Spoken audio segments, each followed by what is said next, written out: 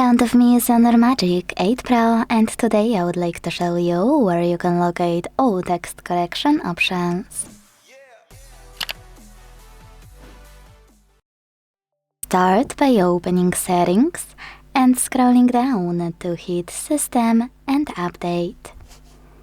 Then select Language and Input, Gboard, and finally corrections and suggestions available here. Now manage all of those options thanks to switches next to them. Quick tip, I always recommend to enable suggestion strip, because thanks to it, when you access your keyboard and click on this gear icon, you'll be automatically transferred to those settings. Thanks so much for watching. If you enjoyed this video, leave a like, comment and subscribe. Bye!